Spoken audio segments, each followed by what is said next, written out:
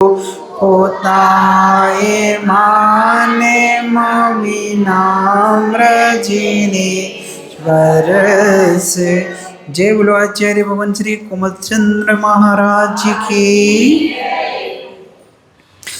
कल अपन ने देखा था कितने नंबर का श्लोक, 14वें नंबर का श्लोक देखा था।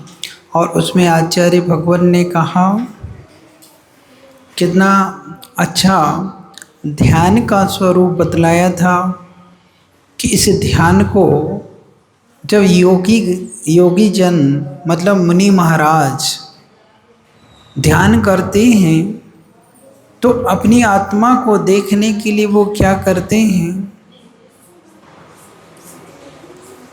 अपने हृदय में परमात्मा को विराजमान करते हैं और परमात्मा को विराजमान करके इस प्रकार का चिंतन करते हैं कि भगवान जैसी आपकी आत्मा है ऐसा स्वरूप मेरा भी है। मैं उस अवस्था को कब प्राप्त करूं, इसका ध्यान करते हैं योगी जन। अपने हृदय कमल में आपको बिठाल कर, हृदय मतलब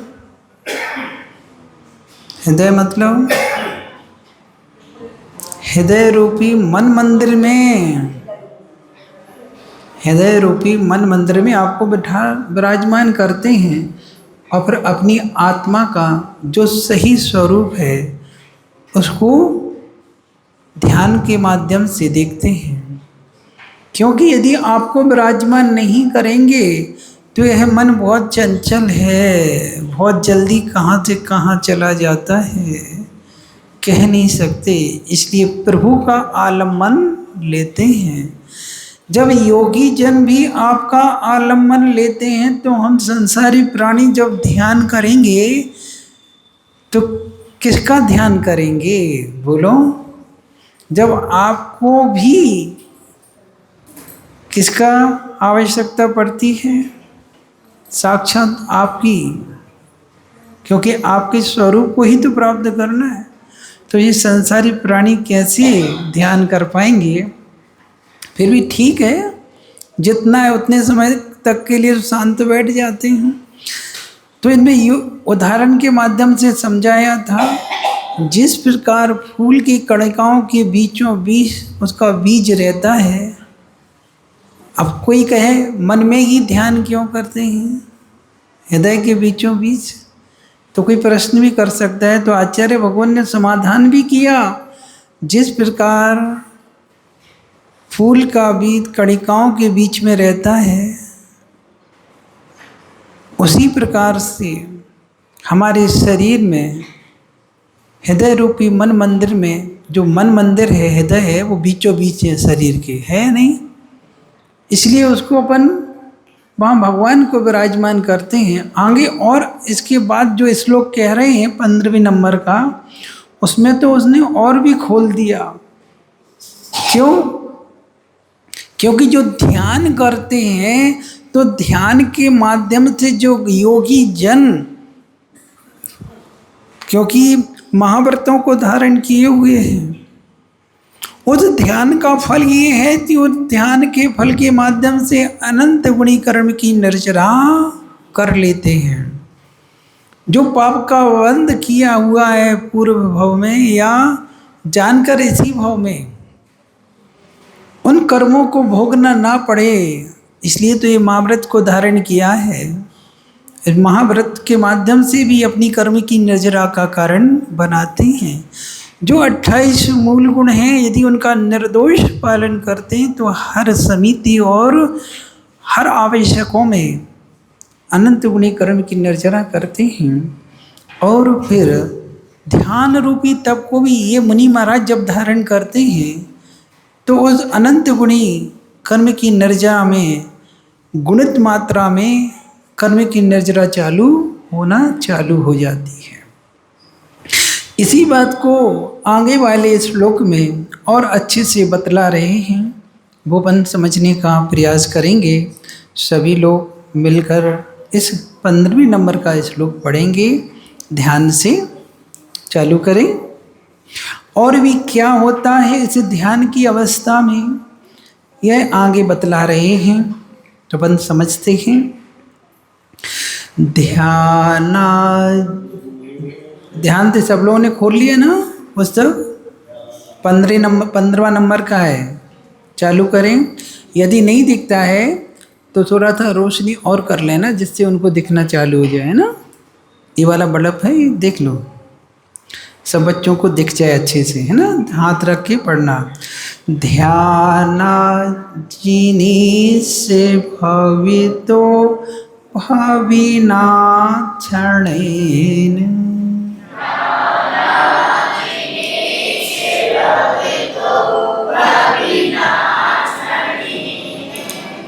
देहं विहाय परमात्मदशां व्रजन्ति,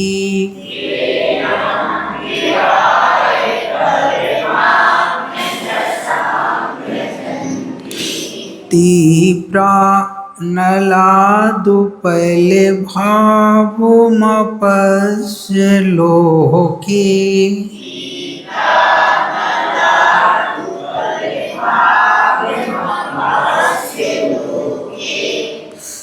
चामीकरत्वमचिरा दिवधातु भेदा,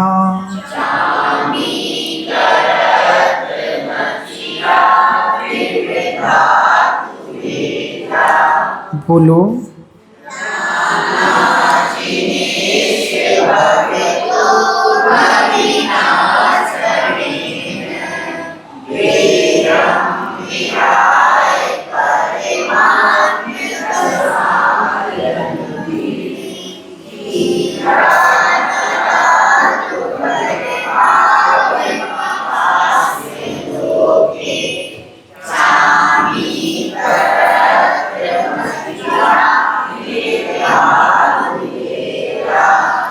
बहुत अच्छी बात इसमें कह रहे हैं, ध्यान से समझने का प्रयास करना। इसमें लिखा है जिनेश, मिल गया दूसरे नंबर का अक्षर। जिनेश का मतलब होता है हे जिनेंद्र देव, हे त्रिलोकीनाथ, हे जगत पूज, तीन लोक में जिनकी मान्यता है, ऐसे हमारे चिंतामणि पारेशनाथ भगवान। क्योंकि इस कल्याण मंत्र में पारेशनाथ भगवान को आधार बनाकर वर्णन किया गया है, उसी को अपन को समझना है। तो जब भी जिनेश बोले, जिन बोले, तो आपको चिंतामणि पारेशनाथ भगवान को ही स्मरण करना है। तो हे जिनेंद्र देव लोके, तीसरी लाइन को पकड़ना है। अभी पहले उदाहरण समझा रहे हैं, फिर सामने अपन वस्तु स्वरूप को प्रकट करेंगे। लोके मिल गया तीसरे नंबर पर, सबसे आखिरी शब्द है। लोके का मतलब लोक में, तीव्रा उसके बाजू में है ना सबसे पहले अक्षर, तीव्रा नलाथ, तो तीव्र अनल, इसमें से अपन निकालेंगे। अनल का मतलब क्या होता है? अग्नि, और तीव्र का मतलब तीव्र, तो तीव्र नलात का मतलब होता है तीव्र अग्नि से, अग्नि के संबंध से, तीव्र अग्नि के संबंध से धातु भेदा, सबसे आखिरी वाला शब्द है। मतलब धातु भेदा मतलब अनेक धातुएं, उपल भावम, मिल गया? नहीं मिला? कहाँ पर है? हाँ, दुपल बोला था ना, उस ऊ को उपल भावम ऐसा पढ़ेंगे। आगे वाले शब्द को बन दा को दा करके आगे बन ले लेंगे, तो इसमें से निकलेगा उपल भावम। मतलब फत्तर रूप पूर्व पर्यायों को, फत्तर रूप क्यों कहा? क्योंकि जो धातुएं होती हैं सीधी शुद्ध नहीं होती, उनको शुद्ध बनाया जाता है। किसके माध्यम से? तो अपन ने पहले कहा है तीव्र नलाद, अग्नि, तीव्र भी कह दिया है। तीव्र अग्नि के संबंध से अनेक धातुएं फत्तर रूप पूर्व पर्याय को, पूर्व कहाँ है? अभी वो वस्तु उस रूप में नहीं है जिस रूप में होना चाहिए, मतलब पूर्व पर्याय मतलब विकृति को लिए हुए है अभी। तो अपन पहले उसका अर्थ समझते हैं, फिर अर्थ को अपन समझ लेंगे। तो उपलभावम मतलब फत्तर रूप पूर्व पर्याय को अपाश मतलब मिल गया, मपास से लिखा है उसके बाजू में तीसरी लाइन में, उसमें से अपांश मतलब छोड़कर, जो विकृति उस पर धातु में आई थी उसको क्या करना है? छोड़कर। अचिरात मिल गया, मचिरात लिखा है ना, मचिरादी लिखा है ना, तो इसमें से निकलेगा अचिरात मतलब शीघ्र ही। चामी करत्वम इव मिल गया, चौथी लाइन का पहला अक्षर, चामी करत्वम इव, जिस तरह स्वर्ण पर्याय को प्राप्त हो जाती है, मतलब अपनी शुद्ध रूप को प्राप्त हो जाती है, जिसमें अशुद्धि है, विकृति है, अगर उसको अग्नि का संपर्क करा दिया जाता है तो जो विकृति होती है वो निकल जाती है। छोड़कर लिखा था ना, अपाश बोला था, विकृति को छोड़कर मतलब निकाल कर वो वस्तु किस रूप में हो जाती है? स्वर्ण पर्याय को प्राप्त कर लेती है, मतलब शुद्ध पर्याय को प्राप्त, शुद्ध पर्याय में आ जाती है। ये दो लाइन का अर्थ हुआ। अब इसी को अपन ऊपर दो लाइन में घटा देते हैं। उसी तरह भविना, भविना लिखा है ना, भविना का मतलब होता है संसार में रहने वाले जीव मतलब प्राणी, भविजन। भविना मतलब संसार के प्राणी। भवता, भवतो लिखा है, विसर्ग का ओ हो गया है, तो भवता मतलब आपके, ध्यानात पहला अक्षर है ना, ध्यान से, देहम दूसरी लाइन का पहला अक्षर, देहम मतलब शरीर को, देह किसको बोलते हैं? शरीर को। देह को मतलब शरीर को, विहाय, विहाय का मतलब छोड़कर, क्षणेन क्षण मात्र में, परमात्म दशाम, परमात्म दशाम परमात्मा की अवस्था को व्रजंती प्राप्त हो जाती है। क्षण मात्र में आपका ध्यान करते हुए ये आत्मा आप रूप परिवर्तित हो जाती है। ये ध्यान का स्वरूप है। जिस ध्यान करने से, जिसका ध्यान करने से उस रूप हमारी आत्मा भी दिखने लगती है और उन जैसा स्वरूप अपना भी प्रकट होने लगता है। जब ऐसा आपकी स्मृति में आने लगे तो समझना कि हमारा ध्यान करना सार्थक हो गया है। लेकिन हम लोग जब संसारी प्राणी ध्यान करते हैं तो उस ध्यान में हमारे पूर्व उपार्जित जितनी भी क्रियाएं की है बेहोश पूरे ध्यान में आती है। लोग तो एक माला करते हैं तो कहते हैं महाराज जी मन नहीं लगता, पता नहीं क्या क्या विकल्पों का माया जाल उसमें आ जाता है। लेकिन यहाँ क्या बतला रहे हैं?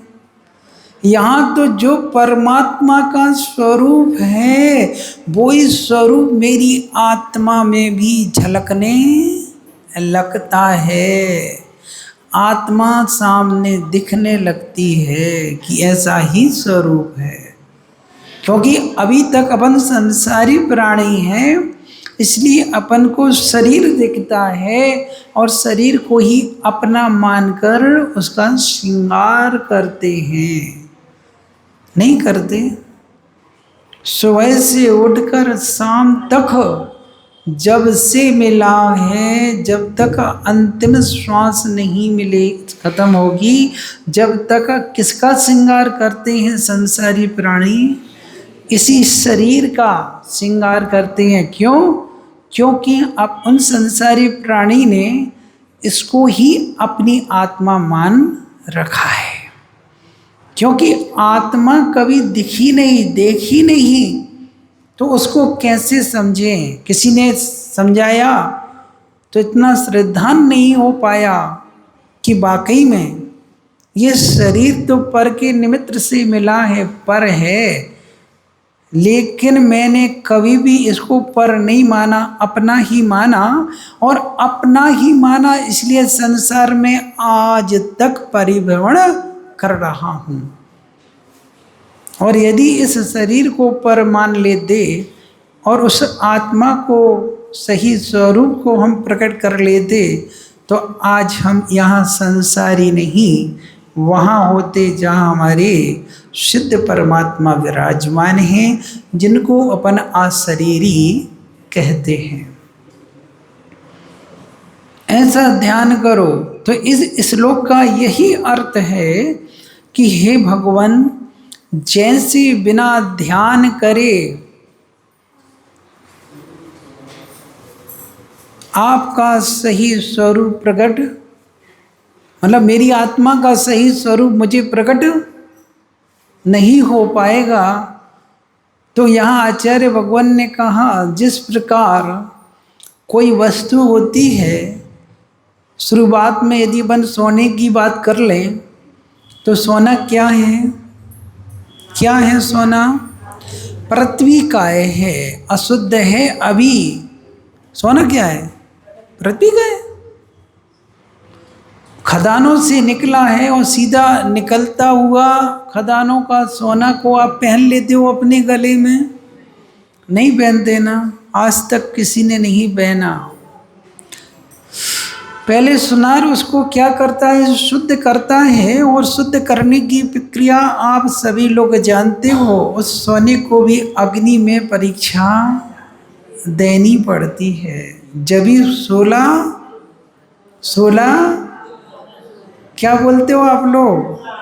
16 आने का एक मतलब क्या बोलते हो? बोलो। पेवर है, 16 आने का सोना है। तो उस पुद्गल जीव को, मतलब पुद्गल पदार्थ को भी, पुद्गल उसमें जीव तो है नहीं है, निकल चुका है, उसको भी अग्नि परीक्षा देकर शुद्ध होना पड़ता है। जब वो निखर कर आता है और उसको फिर आप स्वीकार करते हो नहीं करते हो? एक सोने को शुद्ध करने के लिए अग्नि परीक्षा देनी पड़ती है। तो आप लोग भी विचार करिए कि इस जीव पर भी, मतलब जीव मतलब इस आत्मा पर कितनी कसायों रूपी कालुष लगी हुई है। राग द्वेष की कालुष कब से लगी हुई है, कैसे दूर होगी? सामान्य से ये बैठे बैठे हम परमात्मा बन जाएंगे। कोई संघर्ष और कोई अग्नि परीक्षा नहीं देनी पड़ेगी। बोलो, देनी पड़ेगी ना। बिना अग्नि परीक्षा के तो कोई सफल भी हो नहीं पाया। तो वो कौन सी अग्नि परीक्षा है? तो आत्मा कहती है, ज्ञान रूपी समुद्र में आप तैरना चालू कर दो। जब समुद्र रूपी, ज्ञान रूपी समुद्र में आप तैरोगे तो आपको सम्यक ज्ञान का बोध हो जाएगा। और जिस दिन आपको ज्ञान को सम्यक ज्ञान के रूप में परिवर्तित हो जाएगा, आपको आपका सही स्वरूप दिखने का ही शुरुआत चालू हो जाएगी। जब तक मिथ्यात्व के साथ आप लगे हुए हो, असंयम के साथ लगे हुए हो, अनंतानुबंधी कसाय के साथ लगे हुए हो, आप कितना भी ज्ञानी बन जाओगे, लेकिन ये मिथ्यात्व और अनंतानुबंधी कसाय आपको सही स्वरूप प्रकट नहीं करने देगी। इसके लिए आपको चौथा गुणस्थान मतलब कौन सा? अविरत सम्यक अविरत समदृष्टि। ये समदृष्टि उपमा लग गई ना? अब तुम्हारा ज्ञान सम्यक ज्ञान के रूप में परिवर्तित हो जाएगा, और जिस समय आपका ज्ञान सम्यक ज्ञान के रूप में परिवर्तित हो जाएगा, आपका सुधार होना उसी दिन से चालू हो जाएगा। आप लोग कितना भी अपने आप को ज्ञानी महाज्ञानी समझदार समझें, ये अपने मोह मियाँ मिट्ठू बनना होगा। अपने मोह मियाँ मिट्ठू जानते हो, करते रहो, लेकिन आगम इसको स्वीकार नहीं करेगा। वो जब करेगा जब आप प्रकट कर दोगे कि हम समदृष्टि हैं, तो आपका ज्ञान सम्यक रूप में हो जाएगा। नहीं तो बने रहो मिथ्या दृष्टि बन के अपने आप को ज्ञानी। क्या होने वाला है? कुछ नहीं। तो जब तक आप समदृष्टि नहीं बनोगे, तो ये बनने का तरीका कौन बतलाएगा? ये जन्माणी माँ गुरु का उपदेश, प्रभु की छवि को देखकर हमें सम्यक ज्ञान सम्यक दर्शन भी प्राप्त होता है। और जब सम्यक दर्शन प्राप्त होता है, तो सम्यक दर्शन के माध्यम से सम्यक दर्शन ही सम्यक ज्ञान की प्राप्ति करा देता है। जब दर्शन हुआ तो ज्ञान भी सम्यक हो जाता है, क्योंकि आत्मा का स्वभाव ज्ञान दर्शन तो है ही। इसी बात को तो योगी जन ध्यान करते हैं। वो यही कहते हैं, जब उस धातु को जो पुद्गल के रूप में उसको भी अग्नि परीक्षा और तप के माध्यम से तपाना पड़ता है, अग्नि के माध्यम से जब वो शुद्ध हो पाती है, तो हमारी आत्मा में लगे हुए कालुष को हम बिना तपाए कैसे शुद्ध होंगे? और जब शुद्ध हो जाएंगे तो हमें परमात्मा का स्वरूप दिखना चालू हो जाएगा। इसलिए तो यह कल के में कहा था कि ये ध्यान की जो प्रक्रिया होती है परमात्मा बनने के लिए, वो योगी जनों के माध्यम से ही होती है। देखो कोई बोलो नहीं,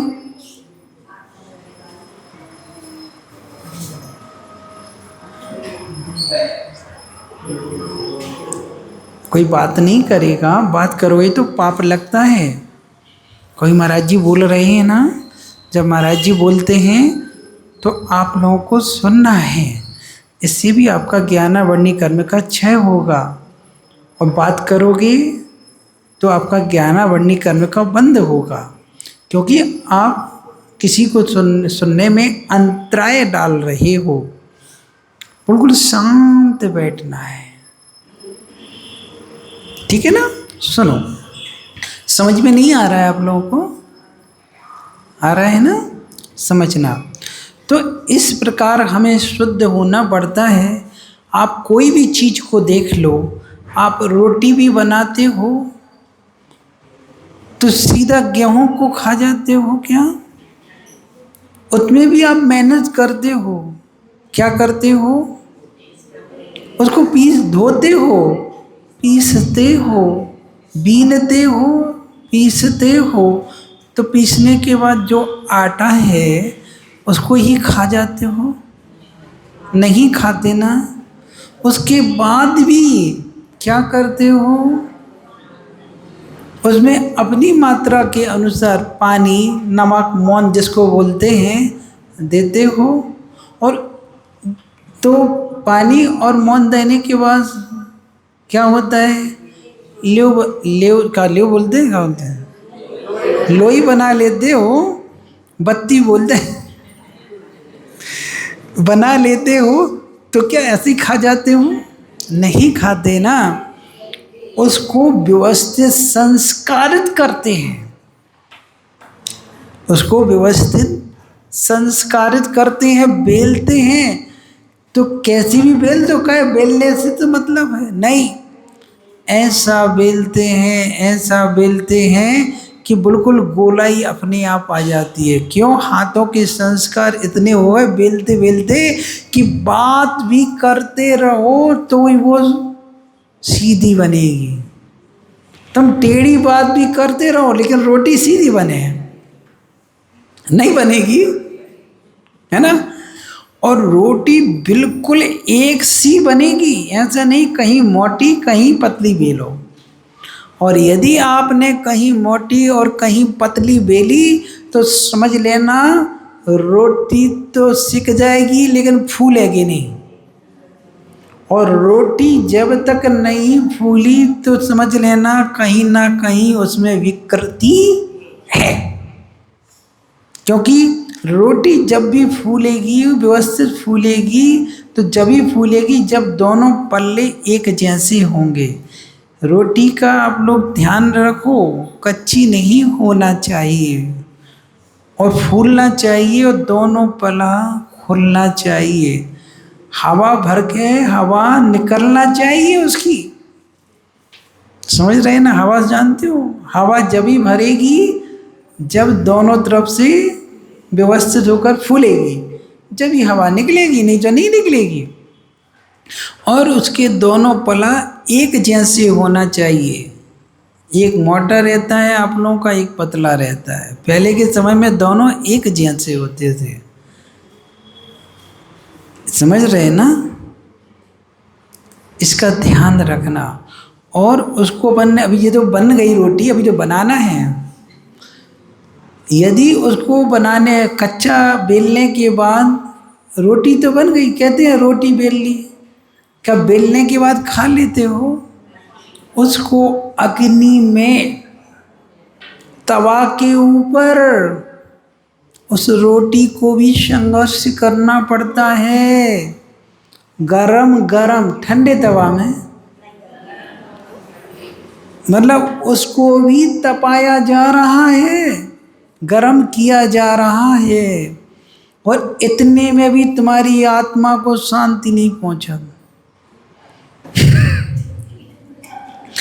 इतने में भी आपकी आत्मा को शांति नहीं पहुंचती है। उसको तो दोनों तरफ से गर्म कर लेते हैं और दोनों तरफ से गर्म करने के बाद आग के बीच में, अंगारों के बीच में फेंक देते हो। अब आजकल तो गैस को जमाना है, इसलिए सभी को गैस होने लगी, सबके पेट में गैस भर जाती। पहले चूल्हे की रोटी बनती थी तो उसको आग के अंदर अंगारे के बीच में और अच्छे से पका देते थे, जाकि कहीं से कहीं कोई कच्चापन ना रह जाए। तो उस रोटी को भी इतना अग्नि परीक्षा में अपने आप को साबित करना पड़ता है जब वो रोटी का नाम सार्थक कर पाती है। नहीं कर पाती। जब एक खाने वाली चीज में भी हमें उसको इतना संघर्ष करना पड़ा तो फिर हमारी आत्मा में तो कब से, अनादिकाल से, अनादिकाल मतलब अनंत 24 निकल गई, जब से हम भी हैं और वे भी थे। उनने तो अपना कल्याण कर लिया लेकिन आज तक हम अभी तक कल्याण नहीं कर पाए। और आत्मा के अंदर वो काल जो जमी हुई थी, काई जिसको बोलना चाहिए कर्म रूपी, वो आज तक ही जमी हुई है। घर की काई की तो बहुत अच्छी सफाई कर ले, लेकिन आत्मा की सफाई की कोई ध्यान नहीं है। तो उस काई रूपी कर्म को अपन को निकालना है तो इतनी आसानी से नहीं, बिना तपे आत्मा शुद्ध नहीं होती। इसलिए तो जो बाहरी तप रखे हैं उनको करो, जिससे पुण्य का तो अर्जन चालू हो जाए और वो पुण्य हमारा इतना बढ़ जाए कि वो हमें सम्यक दृष्टि बनाकर हमें कर्म निर्जरा का कारण बनाए और व्रतों को धारण करके कर्म की निर्जरा भी हम चालू कर दें, और वो कर्म की निर्जरा हमारा इतना पुण्य बढ़ाए, इतना पुण्य बढ़ाए, और हमारे पुराने जो कर्म बंधे हुए हैं वो निकाल दे, और इतना पुण्य बनाए कि हमें केवली, शुद्ध केवली का सानिध्य मिल जाए, और छायक सम्यक दर्शन को प्राप्त होकर तीर्थंकर हो, केवली हो या श्रुत केवली, इनके पाद मूल में ही छायक सम्यक दर्शन प्राप्त होता है। बाकी आज का जो सम्यक दर्शन है वो छायक सम्यक दर्शन है, कई बार उत्पन्न होगा और कई बार नष्ट हो जाएगा, और जिनको छायक हो जाता है वो हमेशा बना रहता है। तो अपने पुण्य को कमाना है, और उस पुण्य को इतना करना है कि भगवान आपका समोशरण जब मिले तो अपने ही इस सम्यक दर्शन को छायक सम्यक दर्शन के रूप में परिवर्तित करके अपने कल्याण की भूमिका बना लें। इस चीज को हमें समझना है। इस श्लोक का बस इतना ही अर्थ है कि भगवान संसार के प्राणी आपको ध्यान करते ही क्या हो जाते हैं,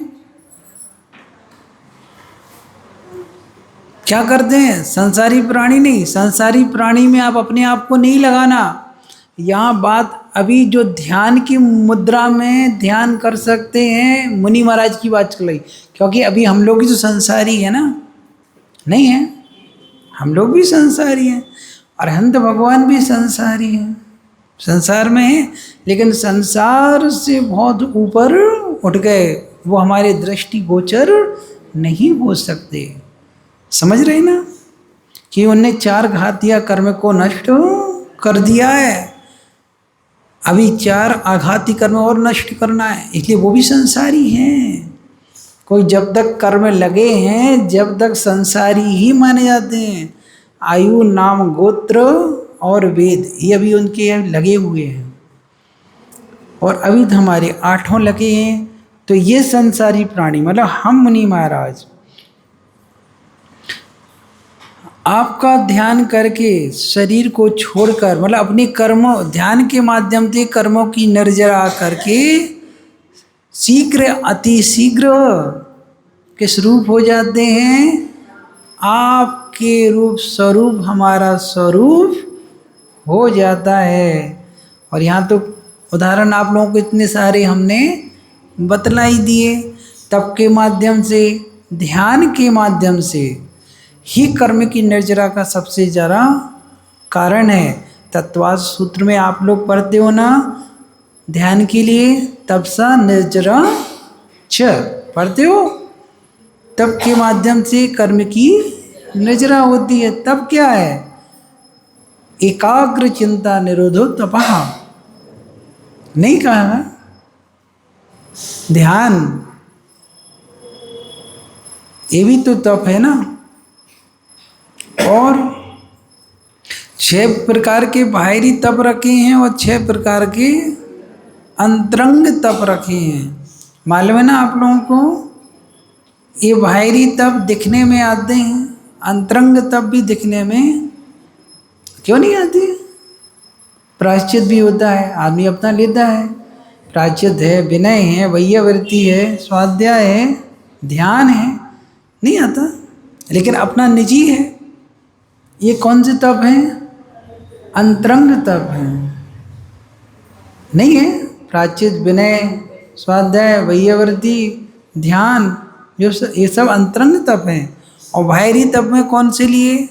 अनशन, आमोदरी, वृत्ति परिसंज्ञान, रस परित्याग, व्यवसायन, काय क्लेश, ये बाहरी तप हैं। ये भी पुण्य का अर्जन कराते हैं, और यदि आपकी व्रत हैं तो कर्म की निर्जरा का कारण भी बनते हैं। अंतरंग तप आपकी पूर्व के भी पापों को धो देता है, प्रायश्चित के माध्यम से, विनय के माध्यम से, नहीं करता। इसलिए तप को जरूर करना चाहिए, पीछे नहीं हटना चाहिए। अभी तक इस शरीर का श्रृंगार किया, सब कुछ किया, लेकिन अब हमें इस बार अपनी आत्मा का श्रृंगार करना है, ताकि आत्मा परमात्मा बन जाए। शरीर कभी परमात्मा नहीं बनेगा, जो पर है उसकी चिंता छोड़ना है, जो स्वयं है, जो दिखती नहीं है, उसके बारे में विचार करना है, ताकि आत्मा भी इस बार प्रसन्न हो जाए, खुश हो जाए। ताकि क्यों हो जाए कि इस बार तो इनने कुछ एक कदम आगे बढ़ाने का प्रयास किया, हमारे बारे में सोचा। अभी तक तो इसने शरीर के बारे में सोचा, पर के बारे में सोचा, और ये आत्मा रोती रही, लेकिन अब खुश हो जाएगी यदि अपन उसके बारे में सोचेंगे। इसलिए व्रतों को, महाव्रतों को, छोटे छोटे नियम को लेकर आप सभी को आगे बढ़ना चाहिए और शरीर का श्रृंगार करने की कोशिश करना चाहिए। इसलिए तो कहा है, यदि आप आत्मा को देखना चाहते हो तो आपको कैसा बनना पड़ेगा? यदि आपको आत्मा को देखना है तो आप कैमरा नहीं, एक्सरे मशीन बनो। क्या बनो? क्यों? क्या अंतर है? कोई अंतर दिख रहा है? आप अंतर दिखता है आपको कैमरे में और एक्सरे मशीन में? कुछ अंतर दिखता है? क्या अंतर दिखता है? क्योंकि कैमरा जो फोटो लेगा वो आपके शरीर की बाहरी लेगा, लेकिन एक्सरे मशीन जो आपकी फ़ोटो लेंगे वो आपके बाहरी नहीं, अंदर की लेंगे। अंतर है या नहीं? बात समझ में आ रही नहीं?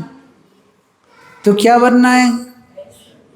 X ray machine. अंदर की फ़ोटो मतलब आत्मा जो अंदर बैठी है उसकी फ़ोटो उतर जाए। कैमरे में तो तुम बाहर की फ़ोटो खिंचवाते हो, इसलिए कैमरा नहीं एक्सरे मशीन बने, ताकि अंदर जो बैठी हुई ये आत्मा है हमारी दिखना चालू हो जाए और उसके बारे में सोचना तो चालू हो जाए। यह सोचते हो कि शरीर बीमार हो जाएगा, मैं बीमार हो जाऊंगा, मैं मतलब जिसको शरीर मान के आप लोग रोते हो, हैं? कहूँ यहाँ दर्द, कहूँ वहाँ दर्द, कहूँ सिर में, कहूँ कमर में, कहूँ घुटने में। तो ये जो घुटना कमर है ये क्या है? शरीर के अंतर्गत हो, शरीर पर है, उसके लिए, पर के लिए रो रहे। और आत्मा के लिए कौन रोता है? कोई नहीं रो रहा है। जिस दिन आत्मा के लाने रोना चालू करोगे तब संयम को धारण किए बिना आप रह नहीं सकते। आत्मा झलके तो झलक ही नहीं रही, झलकाओ। और आत्मा जब ही झलकेगी जब सत्य को माता समझ लोगे, ज्ञान को पिता समझ लोगे, धर्म को भाई समझ लोगे, दया को मित्र समझ लोगे, शांति को पत्नी समझ लोगे और क्षमा को पुत्र समझ लोगे।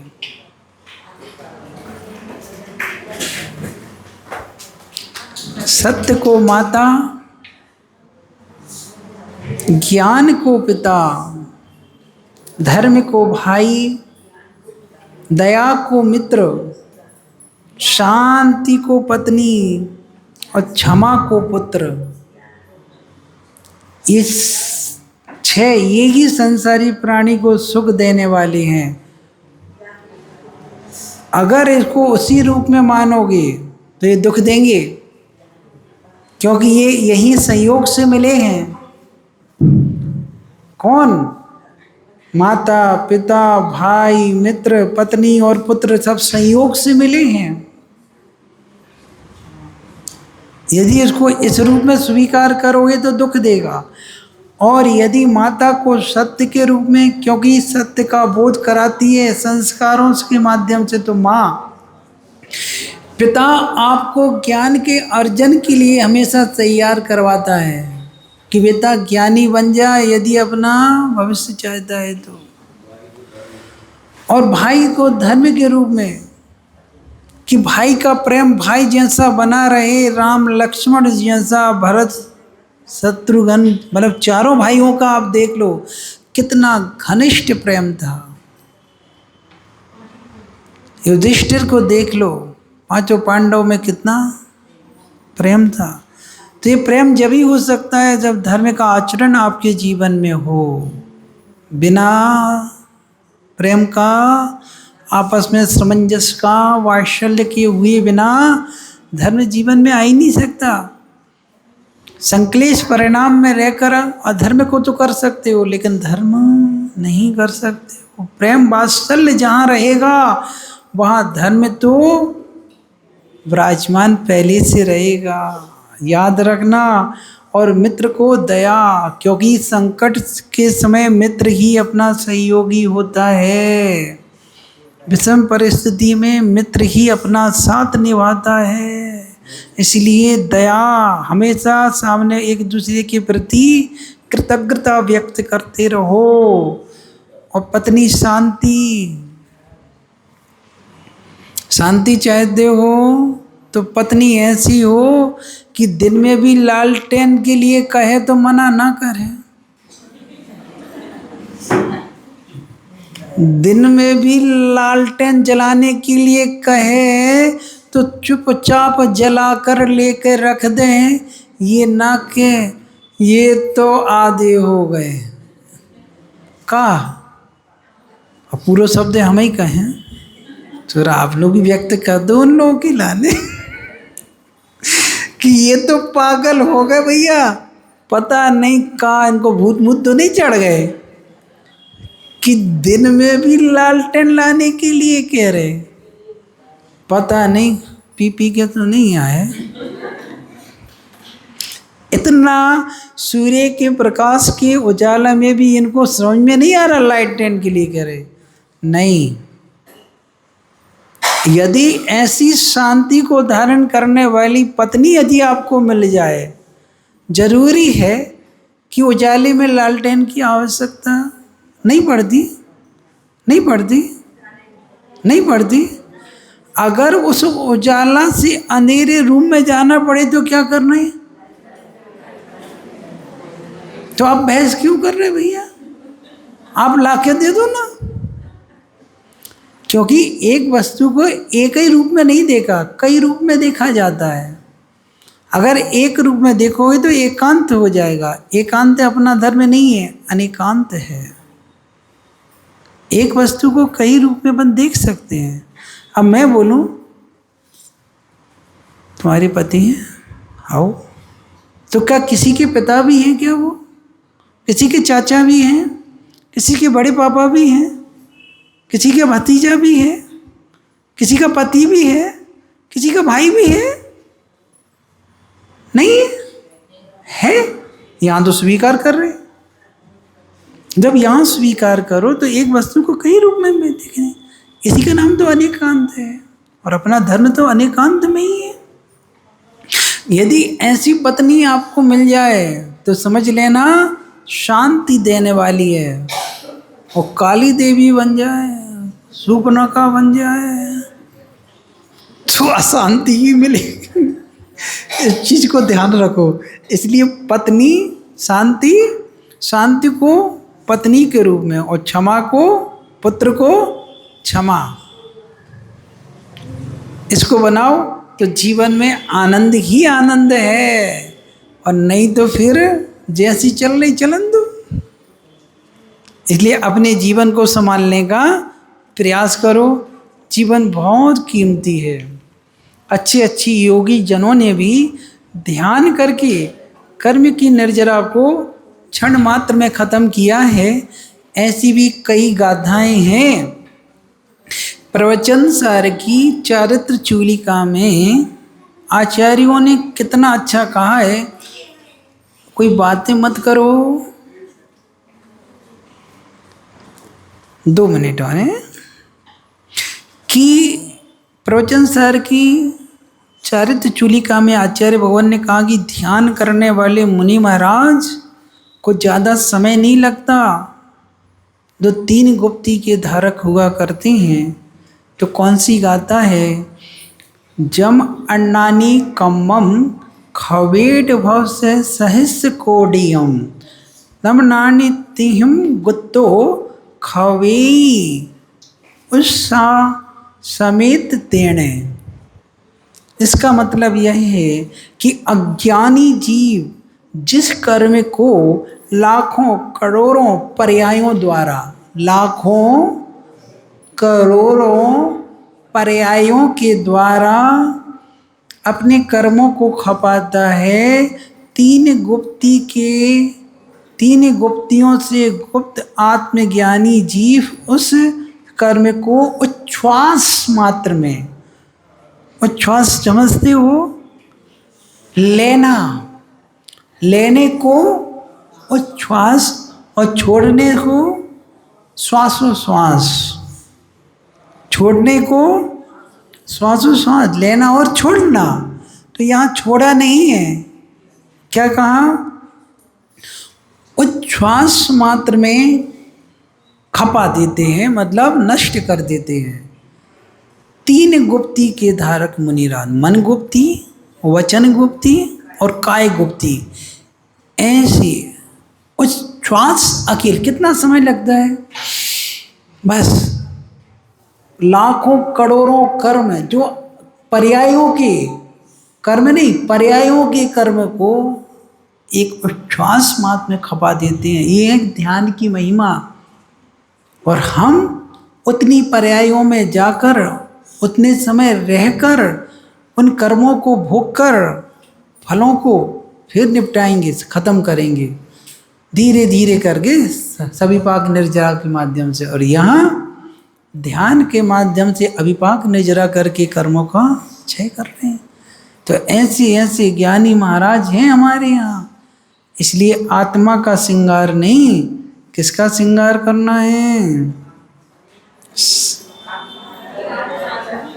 हाँ, क्योंकि इन्हीं आत्मा के और पंच इंद्रियों के विषयों में रह के आत्मा की दुर्दशा हो गई है। और भी आचार्यों ने कहा है, लेकिन समय हो गया है, इसलिए हम अपनी बात को यहीं विराम देते हैं।